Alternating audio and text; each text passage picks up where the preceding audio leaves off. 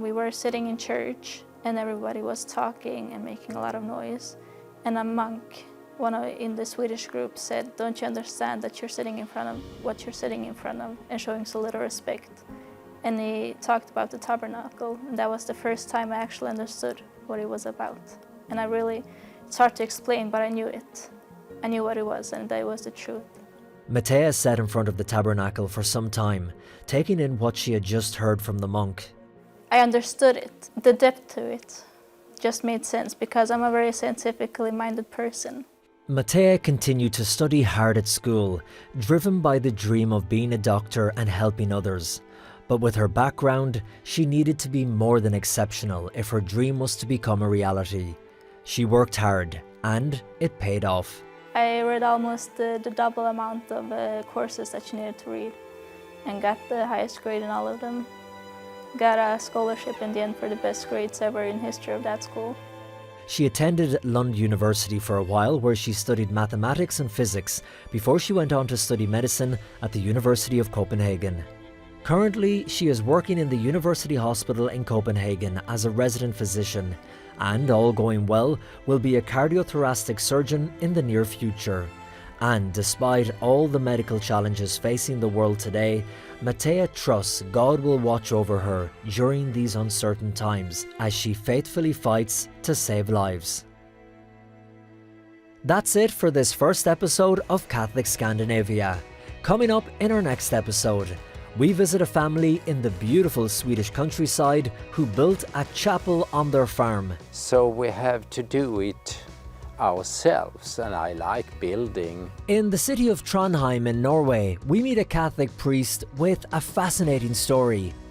As almost all Norwegian-born Catholics, I'm a convert. And in Copenhagen, we meet the Bishop of all of Denmark. The truth should be proclaimed without reservation.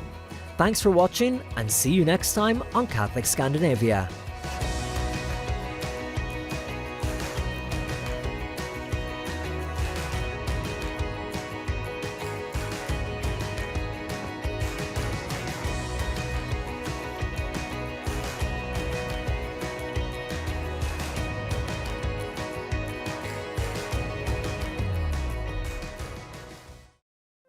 To purchase the EWTN Religious Catalog Home Video DVD of Catholic Scandinavia, log on to our web store, EWTNRC.com, and type in item HDCSCA, 24 hours a day, 7 days a week, or call 1-800-854-6316.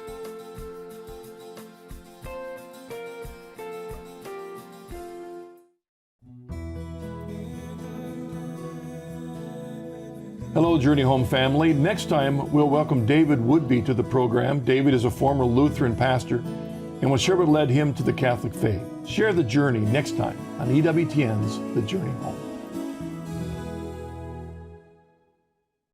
Hi, I'm Janet Williams. Yesterday, guest Everett Fritz listed the common reasons why youth leave the church. Is there a solution, a recipe for success that forms our teens to be lifelong disciples of our Lord Jesus Christ? Everett says yes, and it's a new vision for youth ministry. Today, he's going to tell us all about it. That's Women of Grace, tomorrow at 1 p.m. Eastern here on EWTN.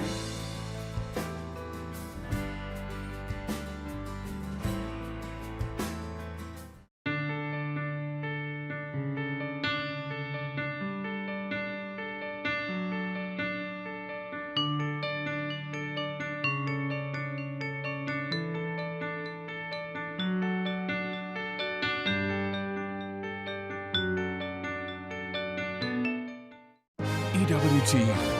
Live true. Live Catholic. Continued challenge. As his supporters rally in the nation's capital, President Donald Trump refuses to concede the election, while Joe Biden discusses ideas for the economy. We're at the White House. Signs of progress. Why an announcement about a vaccine is providing hope in the fight against the coronavirus. Gathering of bishops. What's on the agenda on the first day of the USCCB General Assembly? And Catholics in Scandinavia. A closer look at the birthplace of Christianity in Norway. On EWTN News Nightly for Monday, November 16th, 2020.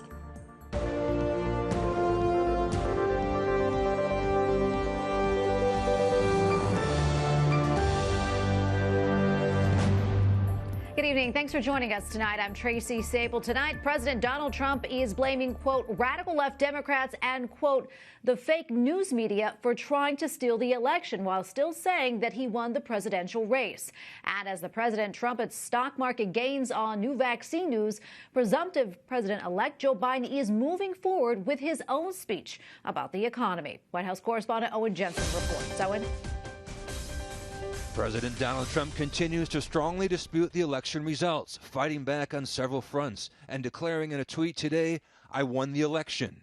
In Georgia, a massive multi-million ballot hand recount is underway. And proud to report that continue to not see any sort of systemic issues or fraud or improprieties poke their head up, but continue to work hard and making sure that we continue to earn the trust of 11 million Georgians in this election process. But President Donald Trump is not impressed, writing, Georgia won't let us look at the all-important signature match. Without that, the recount is meaningless. Open up unconstitutional consent decree now. Georgia's Republican lieutenant governor also says the letter of the law is being followed. I've said this several times. You know, just because the guy I voted for isn't in the lead right now doesn't change my job description. The Trump campaign is also pursuing its lawsuit in Pennsylvania. A hearing set for tomorrow in the case. The suit tries to block Pennsylvania from certifying a victory in that state for presumptive President-elect Joe Biden. Meantime, over the weekend, a massive crowd of President Trump's supporters rallied in the nation's capital.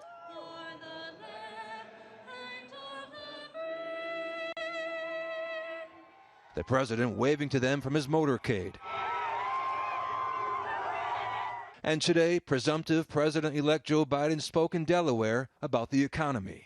Right now, Congress should come together and pass a COVID relief package like the HEROES Act that the House passed 6 months ago.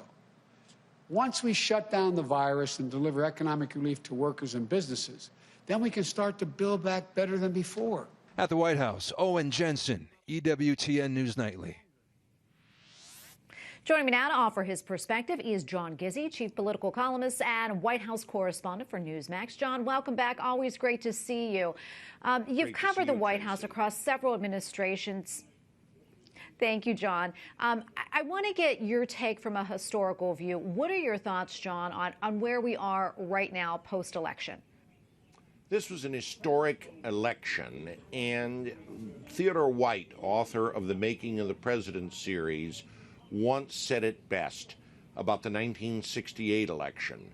It violently rejected the results of 4 years before, but it did so by such a close margin that the incoming president and his party could not claim a mandate. So it is today. The results did reject the outcome of 2016 narrowly and in results that are being disputed. In addition, Republicans held the Senate and made gains in the House of Representatives. In fact, the party division between the House is the closest it's been since 1958. This portends argument, invective, and a very stormy term ahead for the incoming president. John, two of the serious challenges facing the nation at this moment, as you know, are the coronavirus pandemic and rebuilding the economy. That said, what type of impact do you think that could have on the progress on those fronts the longer the transition briefings are delayed between the Trump administration and that of presumptive President-elect Joe Biden? Well, certainly the market has been getting a boost as reports about a vaccine continue to come out and look like something will be presented for FDA approval sooner rather than later. However, the market could go down if there is uncertainty about transition and if it's going to be delayed.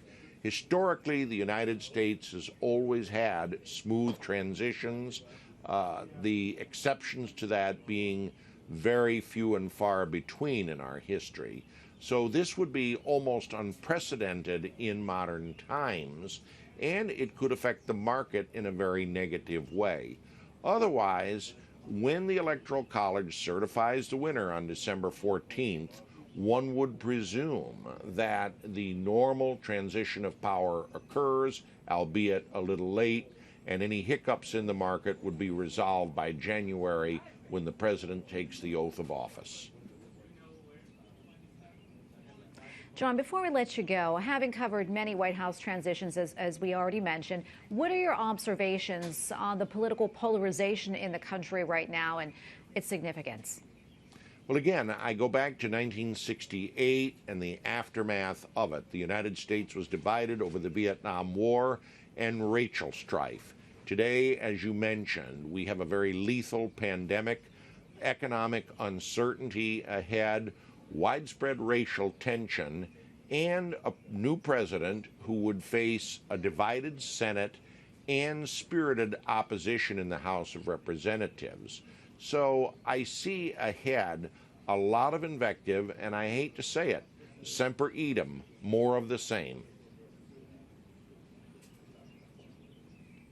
John, wondering, looking forward, how can we get through this? Any thoughts on that? Well, I do think that Vice President Biden has said in the past he works with people who disagree with him. And I think that if he reaches out to Majority Leader McConnell, with whom he has a good relationship as a former Senate colleague, and Leader McCarthy in the House, he might be able to get something done. But his problem is that he has the progressive wing of the Democratic Party, Alexandria Ocasio-Cortez being emblematic of it, that he has to defer to on many issues. That's going to be a problem for him. It is not a time when we used to have some moderate and conservative Democrats and centrist Republicans. It was said that there wasn't a dime's worth of difference between the parties. Well, I'd say there's probably a good silver dollar and more difference between the parties. That will be the problem for the president who tries to compromise, if indeed he does try to reach compromises. Well, John, we always appreciate you coming on and offering your analysis. John Gizzi, chief political columnist and White House correspondent for Newsmax. Thanks again, John. Thank you. Well, Georgia voters are already preparing to go to the polls again. In 50 days, the Peach State will decide for America which political party controls the U.S. Senate. And now politicians on both sides are working to drum up support for their candidates to get voters to the polls. Capitol Hill correspondent Eric Rosales reports. Eric? That's right, Tracy. The clock is ticking to January 5th, and you better believe that that date is circled on the calendars in many Senate offices up here on Capitol Hill. Everybody is going to be watching that date. That's the date that Senators Kelly Loeffler and David Perdue, both Republicans, are going to want Georgians to re-elect them to the Senate. But Democratic candidates believe that the tide has turned and they can win.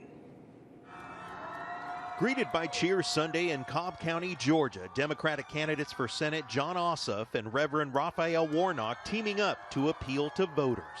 Let's hear it for my brother from another mother, John Ossoff. They say they're in a very strong position to win. The fact is there were 21 people in my race, 21. And there were 10 people with a D next to their name. And because the names were listed alphabetically, and my name is Warnock, I was the person next to the last person on the list. And I finished first, handily. The Democratic Party is using its fundraising arm to turn Georgia blue. Since 2005, Georgia voters have sent Republicans to the U.S. Senate, and the Republican National Committee is investing at least $20 million to keep that streak alive. I think Georgia is critical to keep America on a center-right track. I don't think Americans want to go in the direction of socialism. And with support from GOP colleagues, the Republican incumbents are hitting the trail. We are all in this together to get this done. But make no mistake, we are the firewall, not just for the U.S. Senate, but the future of our country. Working to stay in the minds of voters so they go to the polls on January 5th. We are standing up for you, but look, we need you to be our voice. So please get involved, chip in, get your friends and family in, and vote early.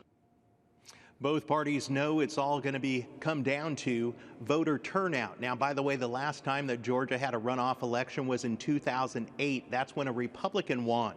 So both Senators Kelly Loeffler and David Perdue are hoping that lightning will strike twice. Tracy? Okay, thank you so much, Eric. Correspondent Eric Rosales reporting from Capitol Hill tonight.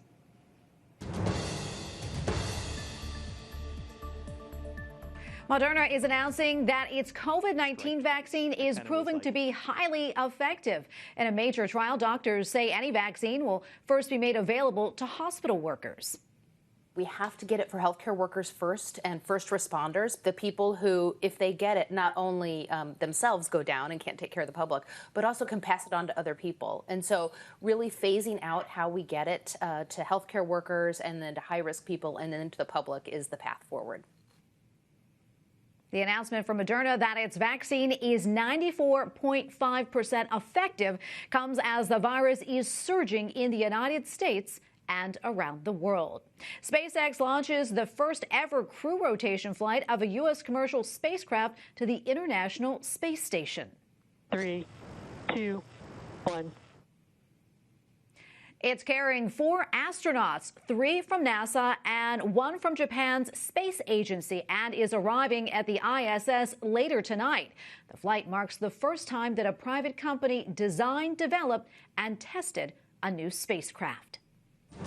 Coming up, an update on the first day of the U.S. Conference of Catholic Bishops' Fall General Assembly, this year going virtual.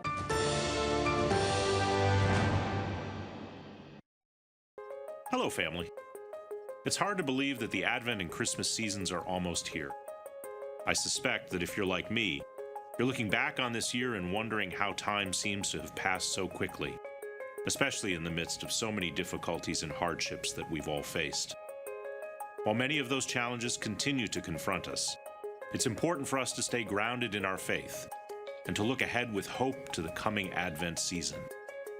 Advent is a time for us to put aside the burdens of the world and to prepare our hearts for the gift of peace that is given to us at Christmas.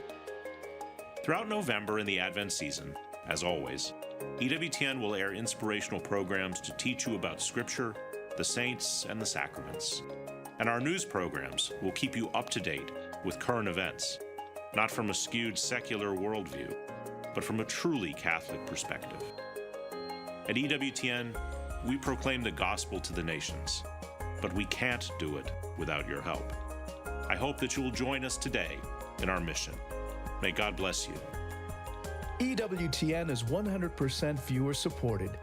Please make a gift today by going to EWTN.com/Advent gift. Or call us at 1-800-447-EWTN. Or send your donation to EWTN, 5817 Old Leeds Road, Irondale, Alabama, 35210.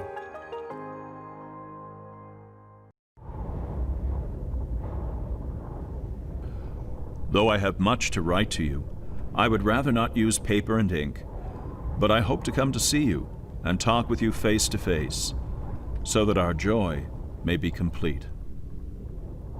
2 John, verse 12.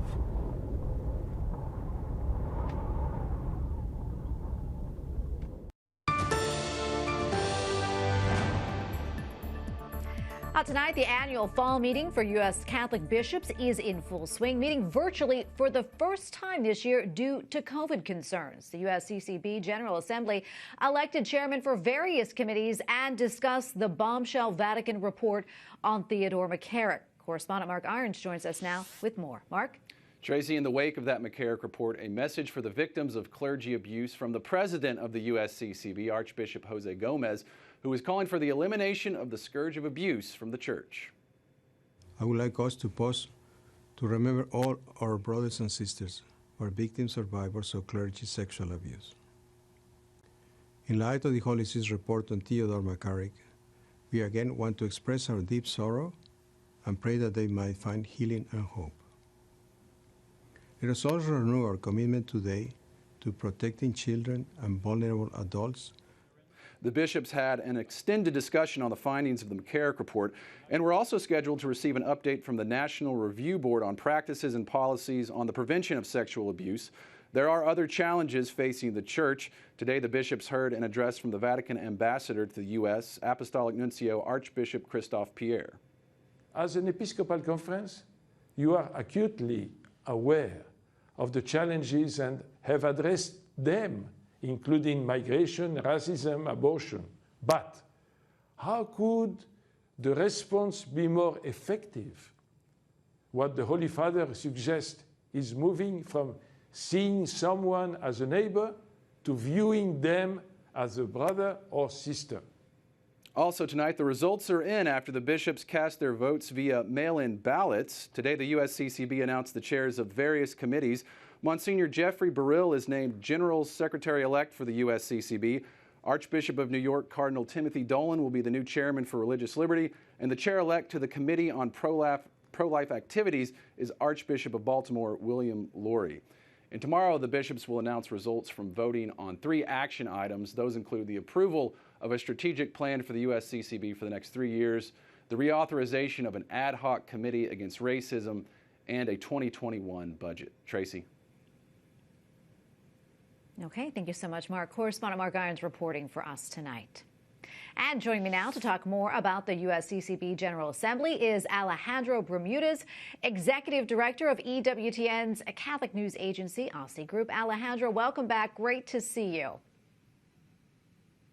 Great to see you, Tracy. Thank you for having me. Absolutely. Alejandro, as we know, these General Assembly meetings are normally a time of coming together for the bishops. How has this virtual aspect, how has it influenced today's proceedings?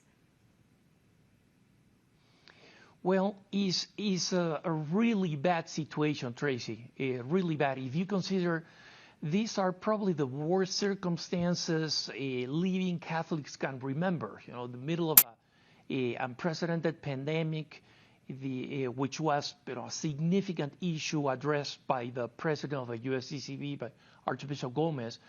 We have the uncertainty of the post-election time. We have violence in our streets, and there is in general a moment of lack of hope. And for all these circumstances, the bishops cannot spend time together physically, which is probably more important than the formal meetings. So I've been following the proceedings and to the fact that they are fairly impersonal, as most of the communications, virtual communications are, is added to the technical difficulties, in which probably the most repeated phrase during the journey has been, "Can you hear me?"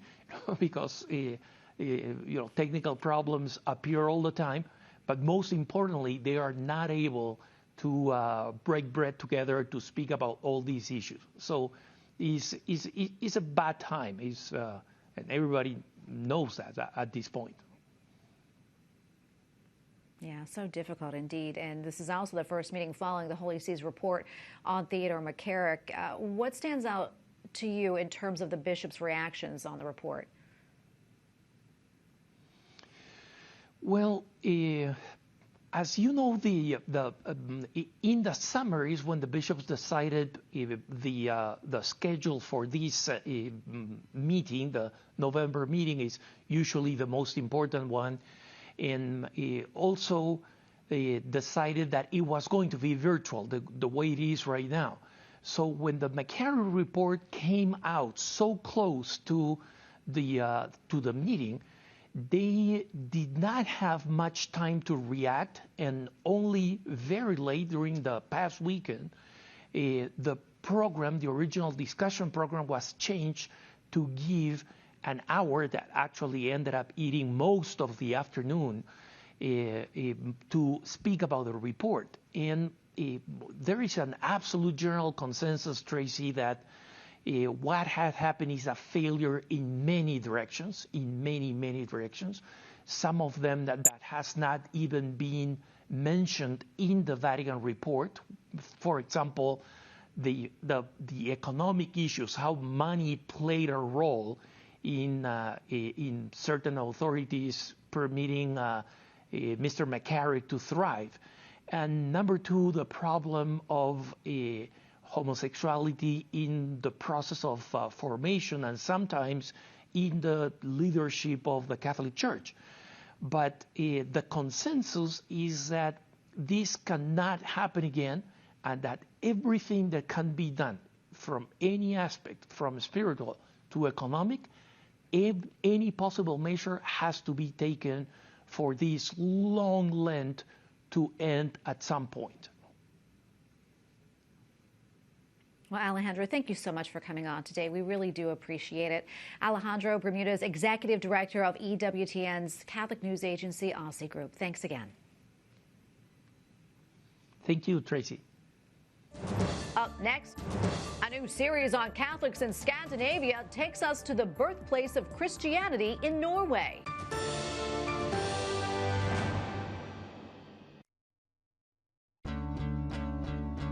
All people are called to communion with Christ in the church that he founded. People really gravitate to David Anders and his concern for the callers. That's not just talk, he really means it. Tom and I are both converts. We've walked that path and we try to walk it with the listeners at whatever stage of the journey they're on. From EWTN Global Catholic Radio, the television broadcast that is breaking down barriers with the truth. Called to Communion with Dr. David Anders, Saturday at 4 p.m. Eastern on EWTN. Carry the faith with you wherever you go. With the EWTN mobile app, you'll have access to your favorite EWTN radio programs anyplace, anytime. Live and on demand, you can enjoy shows like Morning Glory, Call to Communion, and Catholic Answers Live.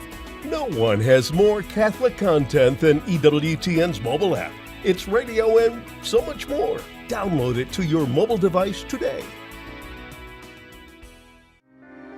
Giuseppe Moscati, the caregiver, doctor of the poor, a miracle worker, a man who dedicated his life to the sick and suffering.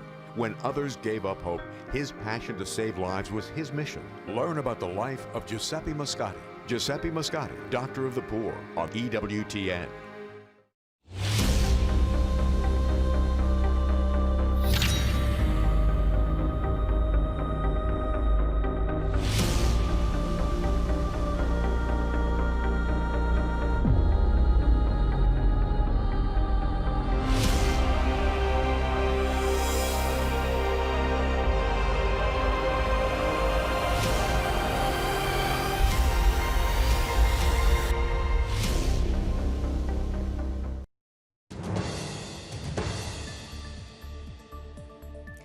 A Polish cardinal who was recently sanctioned by the Vatican for sexual abuse has died at the age of 97. The Apostolic Nunciature in Poland has announced disciplinary measures against Cardinal Henryk Golbanowicz earlier this month. It followed an investigation into the cardinal and other claims. He was accused of sexually abusing a seminarian in the 1980s and in another case of covering up abuse. And you can read more about the cardinal now by going to our sister publication, CatholicNewsAgency.com. Pope Francis says the poor and disadvantaged are at the heart of the gospel. Ma non dimenticatevi, I poveri sono al centro del Vangelo. At his Mass for World Day of the Poor yesterday at the Vatican, the Holy Father says those who do not live to serve others will accomplish very little in life. And the greatest poverty in the world comes from those who do not use their God-given talents and gifts. The Vatican offered COVID tests for those in need, given in a mobile clinic parked outside of St. Peter's Basilica. They also handed out care packages of food items and face masks yesterday. The Vatican has sent 5,000 food packages to families in around 60 parishes in Rome. A special series is airing this week on EWTN. Catholic Scandinavia takes a look at the history of the church across Norway, Sweden, and Denmark, and profiles the faithful living there today. EWTN News Rome correspondent Colin Flynn is the producer of the series and brings us a preview from Selja Island, the birthplace of Christianity in Norway. This is the place where the Catholic Church was born in Norway, so it is truly a sacred space, and people have been experiencing this for 1,000 years. When you get out here, you have a feeling, a very special feeling. There is something out here which you can't explain. With a population of just 5 residents, Selja Island off the west coast of Norway is synonymous with Saint Sunniva, the patron saint of Western Norway, with many coming here on pilgrimage each year. Ranhild Hun is a Catholic writer and publisher and lives part-time on the island. There's only a few Catholics coming here because we have very few Catholics in Norway. So most of the people coming here are Protestants or non-believers. And what we see is that this place does something special to them. Saint Sunniva was an Irish princess who lived in the 10th century, and when Vikings invaded Ireland, she and around 1,000 others fled and sailed on the North Sea for weeks, eventually landing on Selja Island off the coast of Norway. The King of Norway at the time did not permit the practice of Christianity, and the story goes that, to escape the capture and torture of the king's soldiers, Saint Sunniva and her followers hid in a cave which then collapsed and killed them all. When the king's soldiers arrived at the island, they found no one. They asked God to save them, and so they went to heaven, and they were not tortured and being killed in a very bad way. On the far side of the island are the 900-year-old ruins of the country's first monastery. And although the island is small, the easiest way to get to the other side is by boat. Bjorn is a local from the mainland, and in his boat he is taking us around to see Selja Island's ancient ruins. The whole monastery, the ground area is actually still intact, but some of the walls and the roofs are missing. So some of it has been removed and some has fallen down. The monastery you see here was built by Benedictine monks in the early 1100s in memory of Saint Sunniva, and it's hard to believe that for 9 centuries this building has stood, a testament to the strength of the faith it represents. The storms here coming in from the North Sea, just hitting it for 900 years, and still it is standing. You just come and you have your time in solitude with God, and it's a wonderful place to seek God. On Selja Island, Norway, Colm Flynn, EWTN News Nightly.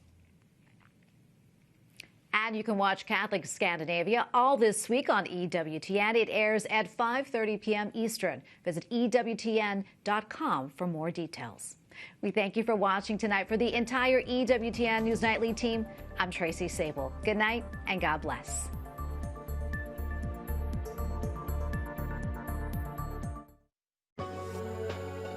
Coming up, stay tuned for Catholics Come Home, next on EWTN.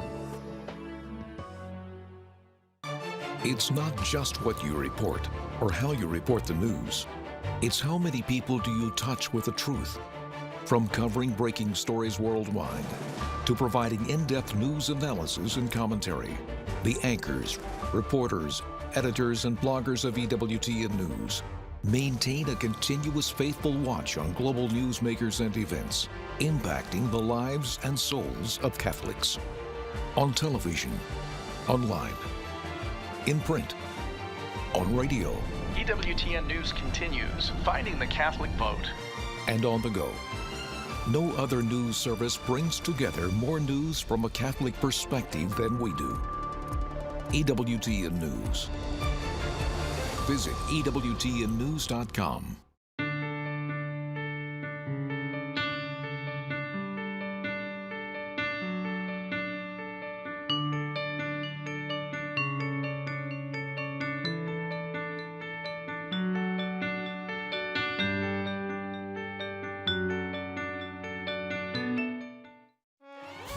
EWTN. Live truth. Live Catholic.